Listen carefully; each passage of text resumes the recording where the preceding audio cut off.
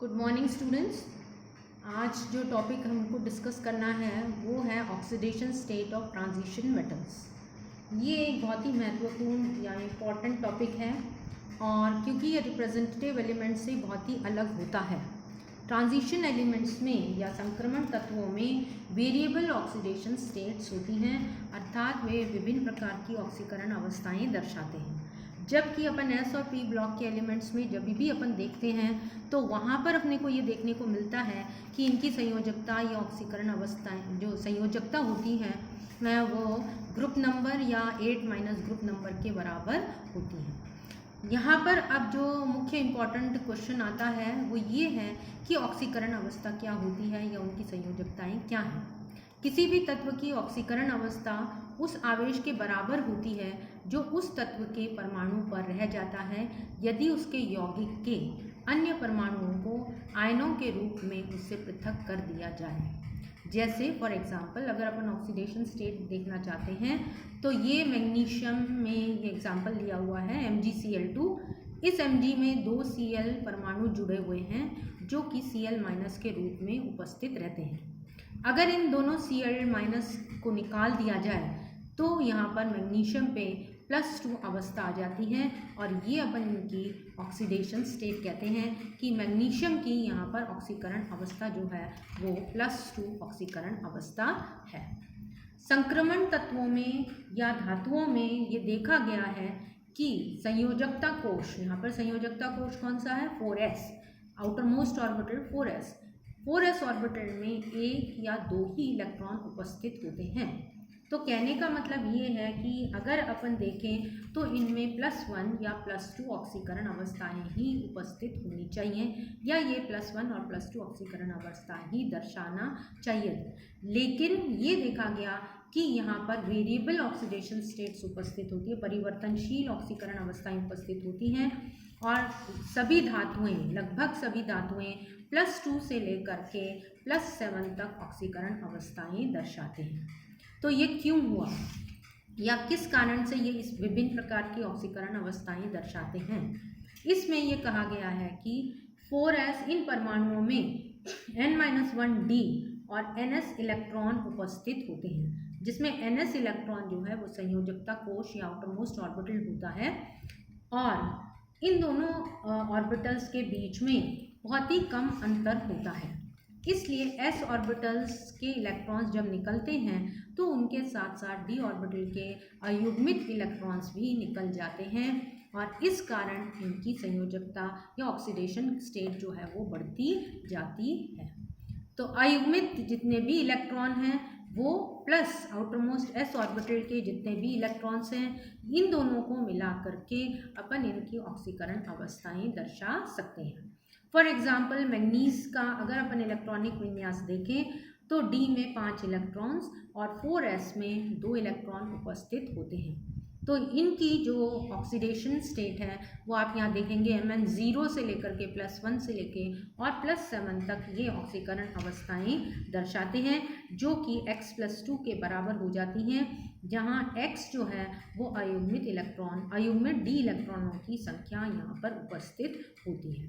तो यहाँ पर कहने का मतलब ये है कि 4s के इलेक्ट्रॉन के साथ साथ ही d ऑर्बिटल के इलेक्ट्रॉन्स भी बाहर निकल जाते हैं जो कि अयुग्मित हैं, वो निकल जाते हैं और इसलिए ये अधिकतम ऑक्सीकरण अवस्था जो है वो मैग्नीज में देखने को मिलती है।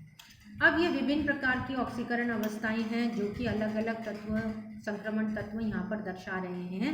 स्कैंडेनियम, titanium, vanadium, chromium, manganese, iron, cobalt, nickel, copper and zinc. अगर अपन इस श्रृंखला को देखते हैं, इस टेबल को अगर अपन देखते हैं तो स्कैंडियम ही केवल ऐसा तत्व है जिसमें कि +3 ऑक्सीडेशन स्टेट जो है या केवल स्कैंडियम एक ही ऑक्सीडेशन स्टेट +3 यहाँ पर प्रदर्शित करता है। यह प्रथम आयनन ऊर्जा के अति निम्न मान एवं द्वितीय और तृतीय आयनन ऊर्जा के मानों में बहुत कम अंतर होने के कारण होता है, जिसके फलस्वरूप तीनों इलेक्ट्रॉन परमाणु से एक साथ ही निकल जाते हैं और ये +3 ऑक्सीकरण अवस्था ही दर्शाते हैं। श्रृंखला में दाईं ओर चलने पर यह अंतर बढ़ने लगता है और अंत में इतना हो जाता है कि सामान्यतः +2 और +3 ही ऑक्सीकरण अवस्थाएं यहाँ पर देखने को या स्थायी होती हैं या देखने को मिलती हैं। इसी टेबल को देख करके कुछ इम्पॉर्टेंट पॉइंट्स जो हैं वो अपने को या निष्कर्ष अपन इस टेबल के अनुसार निकाल सकते हैं।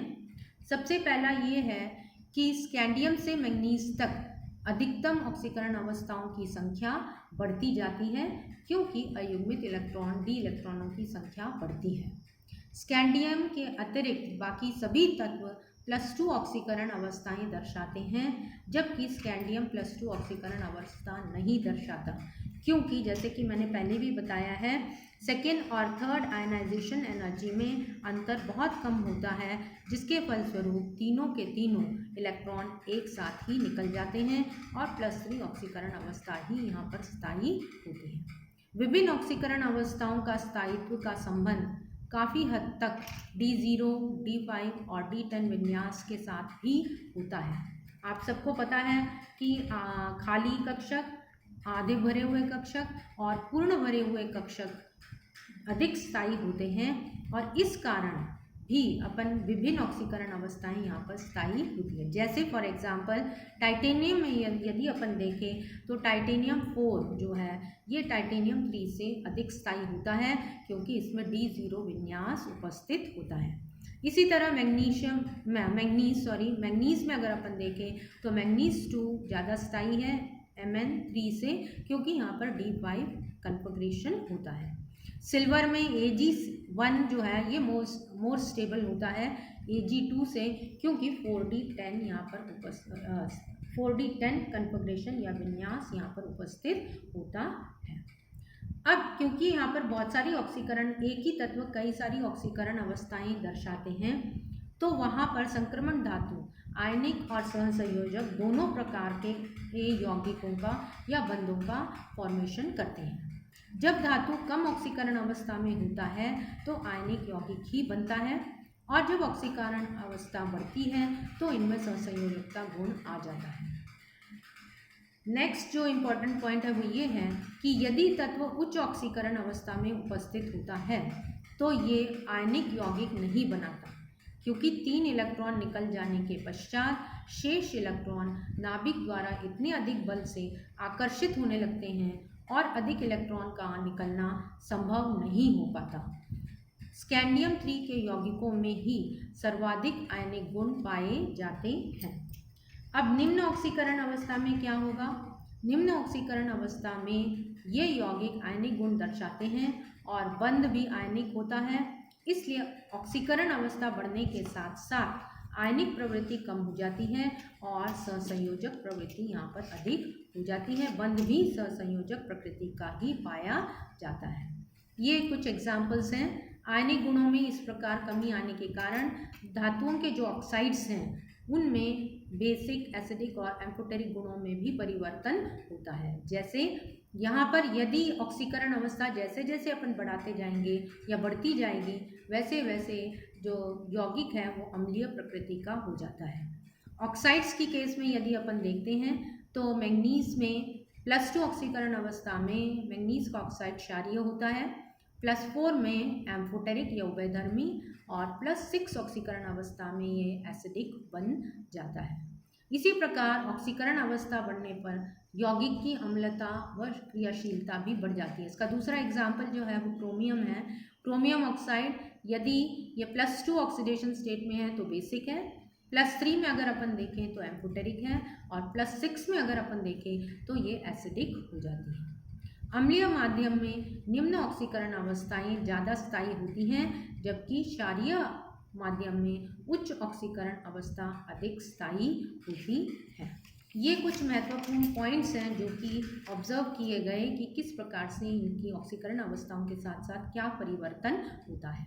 इसी प्रकार अगर अपन संक्रमण धातुओं के हाइड्रोक्साइड्स देखें तो ये वायुमंडलीय ऑक्सीजन से अभिक्रिया करके ऑक्सीकृत हो जाते हैं।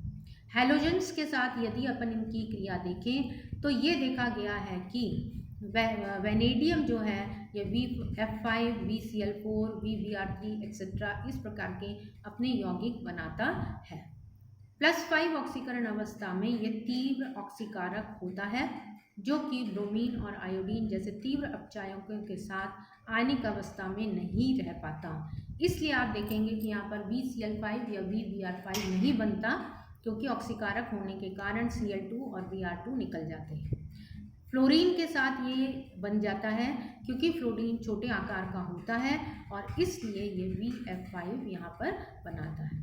तो इस प्रकार विभिन्न यौगिक यहाँ पर बनाए जाते हैं।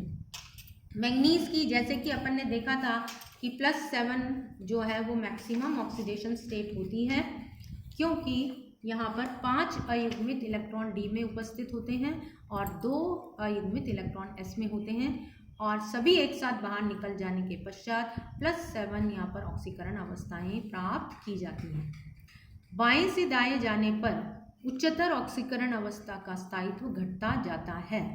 जैसे कि अपन ने देखा है, स्कैंडियम में +3 अत्यधिक स्थायी है, टाइटेनियम में +4 अत्यधिक स्थायी है, वेनेडियम +5, क्रोमियम +6 और मैंगनीज +7 ऑक्सीकारक हैं। आयरन +5, कोबाल्ट +4, निकल +3 और कोबाल्ट +3 आयन अस्थायी एवं ऑक्सीकारक होते हैं। ये कुछ इंपॉर्टेंट पॉइंट्स हैं जो कि अपने को ध्यान में रखने हैं। इसके साथ साथ ये भी देखा गया है कि कुछ तत्व जो हैं जो शून्य या ऋणात्मक ऑक्सीकरण अवस्थाओं में भी उपस्थित होते हैं।